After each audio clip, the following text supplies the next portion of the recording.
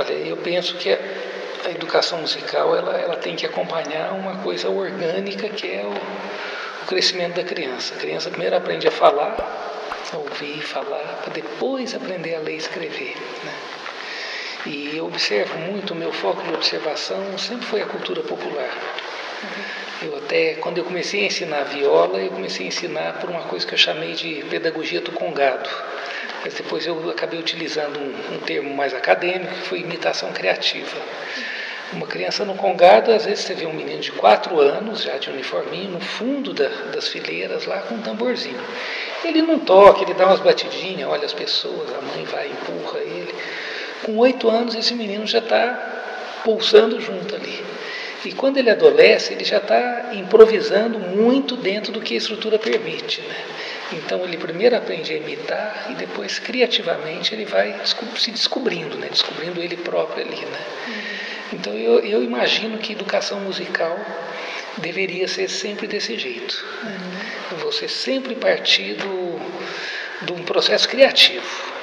Eu utilizo muito isso no instrumento, né? Os meus alunos todos compõem e eles aprendem a tocar compondo. Por duas coisas. Primeiro que, inicialmente, a pessoa que está aprendendo a compor, ela não tem um senso crítico muito apurado quanto às composições. Então, ela compõe despretensiosamente. Ao passo que, se você pegar um cara que estudou piano clássico a vida inteira, você fala... O cara estudou 15 anos de piano, você fala, compõe ele, fala, você está louco, aqui o Liszt olhando para mim, o Debussy, né, o Beethoven, estão olhando para mim, como que eu vou compor? Não tem como compor, né, perto dessas pessoas. É porque ele não, no caso, a metodologia europeia, que é a que mais orienta o ensino musical no Brasil, ela é ultra especializada em formar grandes intérpretes, mas não grandes criadores. Os criadores, tanto é que a quantidade de intérpretes que sai é sempre muito maior do que o número de compositores, né? E dentro da cultura popular, da própria música popular, você vê uma coisa que é muito natural, que até os próprios compositores eles são os próprios intérpretes das músicas, né? Existe essa naturalidade. E no caso do ensino musical, sendo mais específico, no caso do meu instrumento, a viola, todo instrumento de braço, onde as notas podem ser mudadas, isso no mundo todo, ele é ensinado por posições. Você pega um iniciante de violão, ele não passa da quinta casa, é tudo aqui. Então são 4 posições. E a viola eu ensino assim, horizontalmente. Então o aluno trabalha a ideia das escalas duetadas, que seriam derivações do campo harmônico ali em terças, em sextas. Ele trabalha assim. E quando ele compõe, ele fixa com muito mais propriedade do que quando ele está tocando uma música de outra pessoa. Então é sempre a partir de pequenos ganhos, pequenos acertos, né? Nunca a partir de grandes coisas. A curiosidade é que move tudo, né? E a curiosidade é que deixa as coisas lúdicas, né? E você aprende, você sempre associar saber com sabor é sempre mais gostoso se aprender, né? Sim. Vou me fugir uma coisa aqui que eu ia falar dessa coisa de letramento. Lembrei. Eu tenho um caso, meus 2 filhos mais novos. Um que é o anarquista, ele quando tinha 13 anos, ele virou para mim e falou, pai, quero começar a ler uns autores russos. Com 13 anos, eu levei um susto, né? Eu dei um livro do Tchekov para ele, de contos, para ele ir se iniciando. Aí com 14 ele falou, quero ler o Manifesto Comunista. E sempre gostou de ler. Ele com 9 anos pegava livrões para ler e lia, né? Tem várias fotos dele sentado em banquinho lendo, adorava ler, né? E o mais novo é uma outra cabeça. Ele odeia ler, tem pavor de leitura. Mas ele é capaz de olhar essa câmera aí e ir no computador, olhar ela por dentro e construir uma idêntica. Ele faz, na época a criança gosta de arminhas, né, que eu acho bom que brinque bastante quando é criança, que aí vivencia esse arquétipo do guerreiro criança, né, que cresce em paz. Ele começou a fazer armas, as armas com mola dentro, com elástico, impressionante, os mecanismos todos funcionam, a arma só não dá tiro e não sai bala, né, mas todos os mecanismos...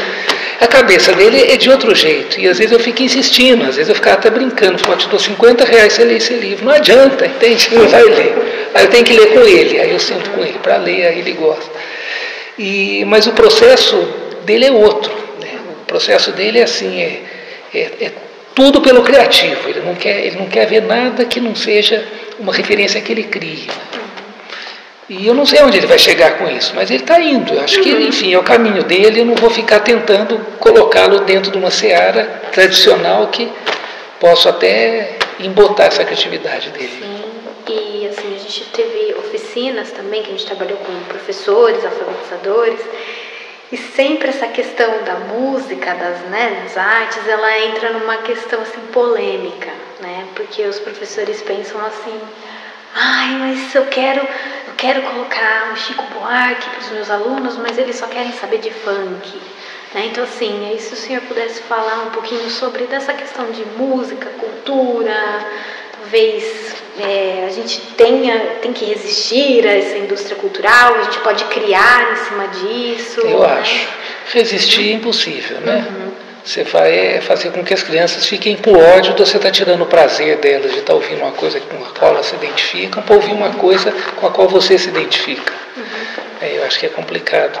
Mas eu acho que sempre existe um caminho do meio, que é você entrar no caminho dela e aos poucos ir puxando ela para mostrar esse outro lado.